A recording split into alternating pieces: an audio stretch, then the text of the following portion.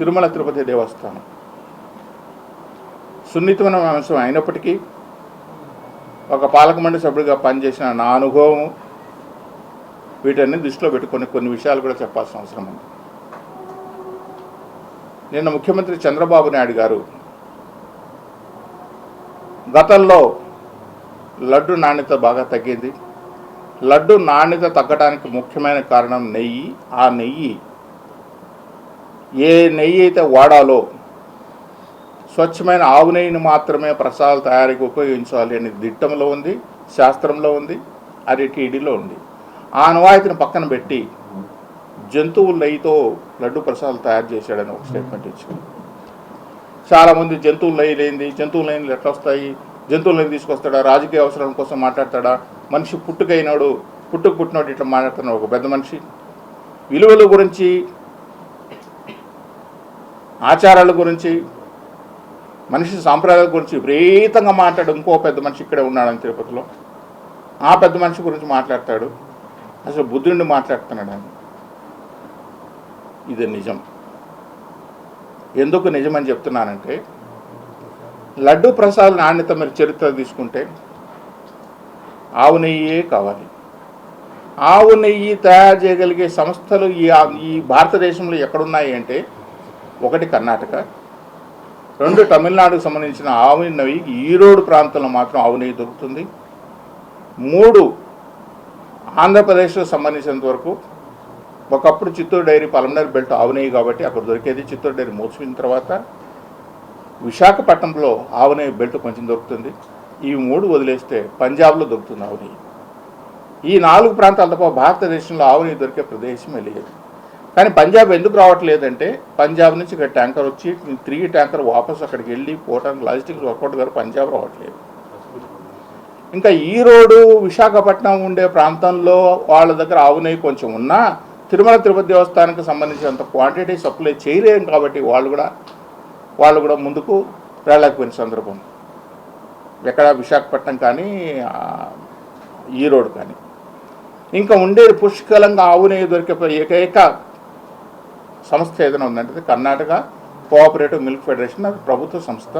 దానికి ఎండీ కూడా IAS officer ఉంటాడు. గవర్నమెంట్ చాలా ఏళ్ల పాటు వాళ్ళ దగ్గర నుంచి నెయ్యి కొంటాం. నెయ్యి శ్రేష్టత, ఎందుకంటే గవర్నమెంట్ సంస్థ కాబట్టి వాళ్ళు కూడా అన్ని టెస్టులన్నీ చేసి పంపించడం జరుగుతుంది. దురదృష్టవశాత్తు ధర్మారెడ్డి ఒక పెద్ద మనిషి వచ్చిన తర్వాత, అధికారి వచ్చిన తర్వాత, ఆయనకున్న పైరవీలతోనూ ఆయనకున్న పరిచయాలతోనూ ఆయనకు కావాల్సిన మనుషులకు కట్టబెట్టడం కోసం ఏం చేశారంటే, టెండర్ ప్రొసీజర్లో కూడా ఏముంటుందంటే, ఆవు నెయ్యి సప్లై చేసే వాళ్ళకి రోజుకి ఇన్ని లక్షల మీటర్లు ఆవు పాలు తీసుకొచ్చి ప్రాసెస్ చేసే ఒక వ్యవస్థ ఉండాలి. అంత వ్యవస్థ తయారు చేసి వెన్న తయారు చేసే అవకాశం ఉండాలి. ఆ వెన్నని ఇన్ని డిగ్రీస్లో కాల్చే అవకాశం ఉండాలి. ఆ వెన్నను నెయ్యిగా ఇవ్వాలి అనేది టెండర్ కండిషన్స్ కూడా ఉంటుంది. మరి ఈయనేం చేశాడంటే, ట్రేడర్స్ని తీసుకొచ్చాడు.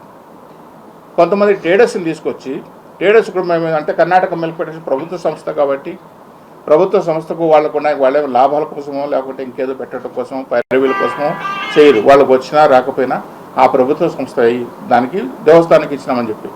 ఇంకొకటి, ఇక్కడ కట్టిన ట్యాంకర్లు కూడా వాళ్లే కట్టారు. కర్ణాటక కోఆపరేటివ్ మిల్క్ ఫెడరేషన్ వాళ్ళే దేవస్థానానికి సంబంధించిన ట్యాంకర్లు కట్టింది కూడా వాళ్ళే. ఆ విధంగా స్వామి సేవలు, ఎందుకంటే మైసూరు సంస్థానం వాళ్ళదే కాబట్టి, కర్ణాటక చౌల్టీ వాళ్ళదే ఉంది కాబట్టి, ఈ దేవస్థానానికి వాళ్ళకి అనుసంధానం అయింది కాబట్టి, కర్ణాటకకు కృష్ణదేవరాయల పీరియడ్ నుంచి కూడా స్వామికి సేవలు. ఈ రోజు కూడా మొదటి నైవేద్యం మైసూరు మహారాజా కర్ణాటక చౌల్టీ నుంచి వస్తుంది కాబట్టి ఆ సంబంధాన్ని కంటిన్యూ చేయాలనే ఉద్దేశంతోనే ఇన్నాళ్ళ పాటు వాళ్ళకు కర్ణాటక నిలిపారు. ఆ సంస్థను పక్కకు నెట్టేసి ఆల్ఫాని ఇంకొకటిని కొన్ని ట్రేడర్స్ని తీసుకొచ్చారు. సరే, మీరు చెప్పిన కండిషన్స్ ప్రకారం ఇన్ని లక్షల ఆవు పాలు ఉత్పత్తి చేయగలిగే సామర్థ్యం కావాలి, ఆవు పాలు ఉత్పత్తి చేయగలిగి మనం వెన్నగా కన్వర్ట్ చేసే సామర్థ్యం ఉండాలి, దాన్ని మనం నెయ్యిగా ఇన్ని డిగ్రీస్ టెంపరేచర్ చేయగలిగే సామర్థ్యం ఉండాలని చెప్పి మీరు కండిషన్ పెట్టినా అవన్నీ పక్కన పెట్టేసి ట్రేడర్స్ దగ్గర తక్కువ రేటుకి వచ్చాడు. సరే, ఆ ట్రేడర్కి ఎట్లా వచ్చింది నెయ్యి? ఇప్పుడు ఆల్ఫా అనే ఒక సంస్థ ఢిల్లీలో ఉంది. కర్ణాటక నుంచి ట్యాంకర్ కావాలంటే 4 గంటలు 5 గంటలు 6 గంటల లోపల ఇక్కడికి ట్యాంకర్ రీచ్ అయిపోతే కొండకు నెయ్యి అవసరం అవుతుంది. ఒక ఢిల్లీ నుంచి ఒక ట్యాంకర్ రావాలంటే 8 రోజులు 7 రోజులు పడుతుంది. మరి ఆల్ఫా సంస్థకు ఇంత నెయ్యి ఎక్కడి నుంచి వచ్చిందంటే విదేశాల నుంచి బటర్ ఆయిల్ ఇంపోర్ట్ చేసుకునేవాళ్ళు. బటర్ ఆయిల్ అంటే నెయ్యి కంటే ముందు తయారు చేసే ముందు మనం ఇంతకుముందు మీకు చెప్పినట్లు వెన్న. ఆ వెన్న 2 రకాలుగా వెన్న, గేదె నెయ్యి ఉంటుంది, ఆవు నెయ్యి ఉంటుంది, జంతువుల నెయ్యి ఉంటుంది, రకరకాల నూనెలన్నీ ఉంటాయి. ఈ బటర్ ఆయిల్ ఒక ఫ్యాట్ కంటెంట్లో తీసుకొచ్చిన బటర్ ఆయిల్ని తీసుకొచ్చి ఆ బటర్ ఆయిల్ని ప్రాసెస్ చేసి కలర్ మిక్స్ చేసి, ఎందుకంటే ఆవు నెయ్యి ఒక్కటే పచ్చగా కనిపిస్తుంది, గేదె నెయ్యి తెల్లగా ఉంటుంది. ఆవు నెయ్యి అనేది ఏంటంటే కుకింగ్లో స్మెల్ వస్తుంది, ఫ్రాగ్రెన్స్ వస్తుంది, ఆ సువాసన కానీ రుచి కానీ మనం వండే కొద్దీ వస్తుంది. గేదె నెయ్యిలో ఏంటంటే ప్యాకెట్ ఓపెన్ చేస్తేనే స్మెల్ వస్తుంది. ఈ ఆవు నెయ్యి కోసం పచ్చగా ఉండటం కోసం ఏంటి కలర్ కలిపి బయట నుంచి బటర్ ఆయిల్ ఇంపోర్ట్ చేసుకొని విదేశాల నుంచి ఆ నెయ్యిని తీసుకొచ్చి కొన్ని ఏళ్ళ పాటు దేవస్థానం సప్లై చేశారు. అది ఆవు నెయ్యి కాదు కాబట్టి లడ్డు పగిలిపోవటము, తీసుకున్న పక్క గంటకో 2 గంటకో ఇంతకుముందు కంపాక్ట్గా ఉండే లడ్డు మనం తీసుకొచ్చి ఇంట్లో 2-3 రోజులు పెట్టుకున్నా అట్లే కంపాక్ట్ ఉండే లడ్డు తీసుకొచ్చి ఈరోజు పొడైపోవటము, రుచి తగ్గిపోవటము. దిట్టం ప్రకారం దిట్టాన్ని మనం పూర్తి స్థాయిలో అమలు చేయాల్సిన బాధ్యత పాలక మండలి పైన ఉంటుంది, అధికారుల పైన ఉంటుంది. ఆ దిట్టాన్ని పూర్తిగా పక్కన పెట్టి బటర్ ఆయిల్ ఇంపోర్ట్ చేసుకుని ఆ బటర్ ఆయిల్ని తీసుకొచ్చి ప్రసాదాలు వాడుకున్నామంటే మనిషి పుట్టిన చెప్పిన పెద్ద మనిషి నువ్వు మనిషివేనా? నీకు మనిషి లక్షణాలు ఉన్నాయి నీ దగ్గర? విలువల గురించి మాట్లాడే ఒక పెద్ద మనిషికి నీకు విలువలు ఉన్నాయా? సాక్షాత్తు దేవునికి ప్రసాదం తయారు చేస్తున్నాం కదా, ఆ ప్రసాదం బటర్ ఆయిల్ తీసుకొస్తున్నాం కదా, ఆ బటర్ ఆయిల్ ఆవునేయా కాదా, అది ఆవునేయా గేదెనయ్యా లేకుంటే జంతువులయ్యా తెలుసుకోవాల్సిన విశేషణ కూడా నీకు లేదా? విలువలు, విశ్వాసాలు, దేవుడు నామాలు, పంచెలు రకరకాలు కట్టుకుంటావే, ఇక మాత జ్ఞానం లేదా? ఇవాళ మాట్లాడుతున్నావు.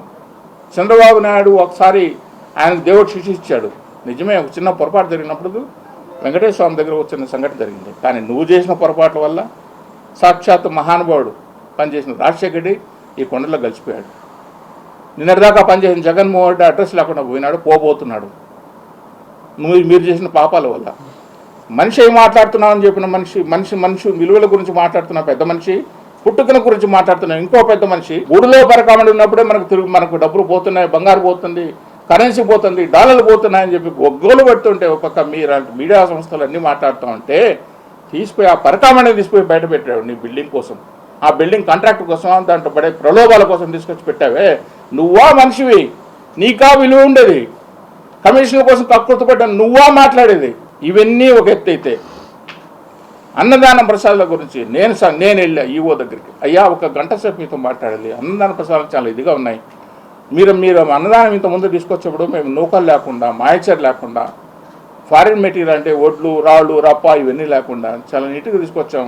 5 స్టార్ హోటల్లో ఏ విధంగా భోజనం ఇస్తున్నామో అలాంటి భోజనం మనం పెట్టాలి. అంత రేటు మనం ఇస్తాండి కూడా ఇదేం కర్మండి. 14% పాయిస్తారు, 15%. నువ్వు 100 కేజీల బస్తాలకు నేను డబ్బులు ఇస్తే నాకు రైస్ వచ్చేది 75 కేజీలు వస్తుంది. 25 కేజీలు నేను డబ్బులు అనవసరం కట్టువన్నీ కట్టిస్తున్నామండి, మార్పులు చేయాలండి అని చెప్తే మీరేం చేశారు? దాన్ని తీసుకొచ్చి రైస్ మిల్లర్స్ అసోసియేషన్ దగ్గరికి కొంటామండి. ఏం ఊరికి ఇస్తున్నారు రైస్ మిల్లర్స్ అసోసియేషన్? ఆ రైస్ మిల్లర్స్ అసోసియేషన్ దగ్గర తీసుకొచ్చి వాడు ఏమి ఇస్తే తీసుకొని ఈ రోజు కూడా వండుతున్నాడు. ఎట్లా వస్తున్నాడు క్వాలిటీ రైస్ మిల్లర్స్ అసోసియేషన్ దగ్గర? ఏం రైస్ మిల్లర్స్ దగ్గర కొన్నాను మీకు ఏమైనా చట్టం చెప్పిందా? యాక్ట్లో ఉందా? మంచి రైస్ తీసుకోండి, ట్యాబ్కి పంపించండి, నూకలు ఉండకూడదు, నూకలు లేని రైసు, తేమ లేని రైసు, ఫారిన్ మెటీరియల్ లేని రైసు కావాలని చెప్తే 1 గంట కూర్చొని చెప్పొచ్చారు. చాలా ప్రక్షాళన జరగాలండి. సీఎం గారు చెప్పారు తిరుమల నుంచి ప్రక్షాళన జరుగుతుంది, ఒక ప్రక్షాళన జరగలేదు. కొండకెళ్ళి జేవు గారిని కలిసి వచ్చాను. అయ్యా మహాలఘు దర్శనం అనేది మహాపాపం. ఇన్నేళ్ల చరిత్రలో మహాలఘు దర్శనం ఒక దుర్మార్గుడు చేసి పెట్టుకుపోయాడు. ఇక్కడ మహాలఘు దర్శనం అనేది 60 అడుగుల నుంచి దర్శనం చేసి 120 మందిని నిమిషానికి ఒక పక్క నెట్టడం, ఒక పక్క లాగటం జరుగుతూ ఉంటే వాళ్ళకి ఫ్రస్ట్రేషన్ నాకు ఎందుకు ఉంటుందండి? లఘు దర్శనం మేము ఉన్నప్పుడు కూడా చేసాము, అప్పుడు 70,000 80,000 మంది వస్తున్నారు. నేను వీఐపీలు కూడా లఘు దర్శనం పెడతాను అన్నాడు. పెట్టండి, వీఐపీలకు ముందు తీసుకెళ్ళి కులశేఖర్ పడుకు పెట్టమని నేను చెప్పట్లే.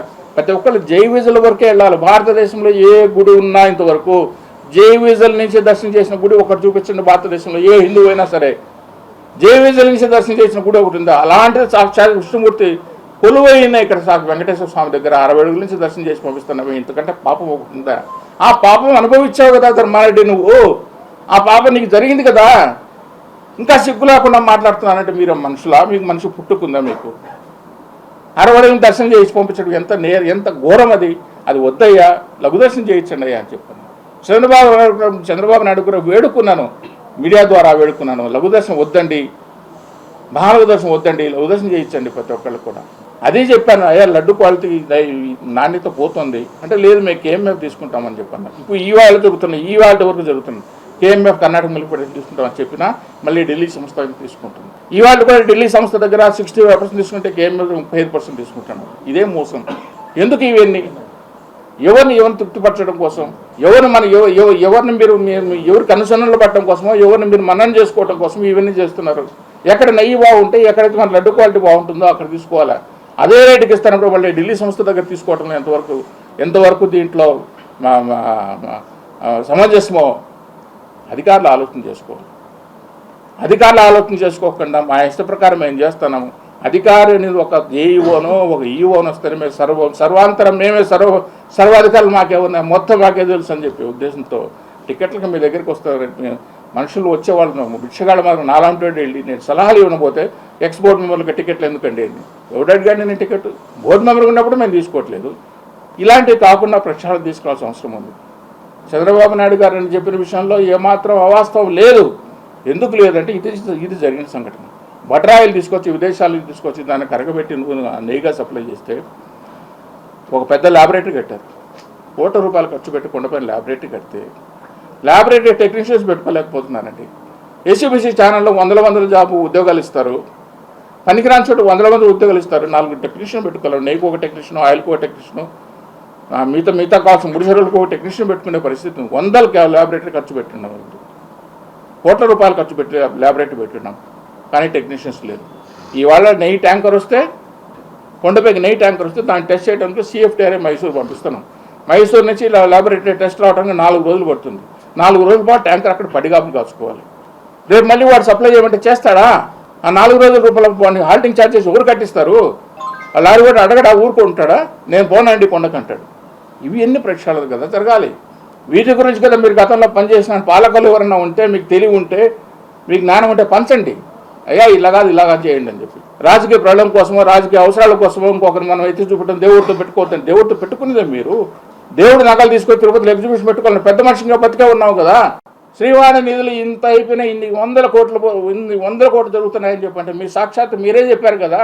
5 లక్షలు అడితే 5 ఎందుకు 10 తీసుకోని చెప్పి చెప్పటం ఎవడు? మీ బాబు సొమ్మాది. శ్రీవాణి టికెట్లు అని చెప్పి పెట్టేసి టికెట్లు అమ్ముకొని దాన్ని తీసుకుని 5 లక్షల చోట 10 లక్షలు, 10 లక్షల చోట 15 లక్షలు ఇచ్చేమని చెప్పడం. ఇంకొక పెద్ద మనిషి గంగమ్మ గుడి సాక్షాత్ వెంకటేశ్వర చెల్లెలు. మరి 4 గంగమ్మలు ఉన్నారు తిరుపతిలో. ఆ 3 గంగమ్మలు కనపడలేదా? వాళ్ళ చెల్లెలు కదా. ఇక్కడ నువ్వు భజన చేయడానికి, నీ ఇష్టం వచ్చిన కార్యక్రమాలు చేయడానికి ₹1,00,00,000 ఖర్చు పెట్టావే. నీకు ఆ రోజు విలువల గురించి తెలియలేదా? మనిషి పుట్టుక గురించి తెలియలేదా? ప్రథమ భక్తుడు అని చెప్పుకుంటావే. తిరుమల నమ్మిన తర్వాత నేనే భక్తుడిని అని చెప్పుకుంటావే. మరి తెలియలేదా? స్వామి డబ్బు లేని ఈ విధంగా విచ్చలుడిగా ఖర్చు పెడుతున్నాను అనవసరమైన వాటికి అని చెప్పి.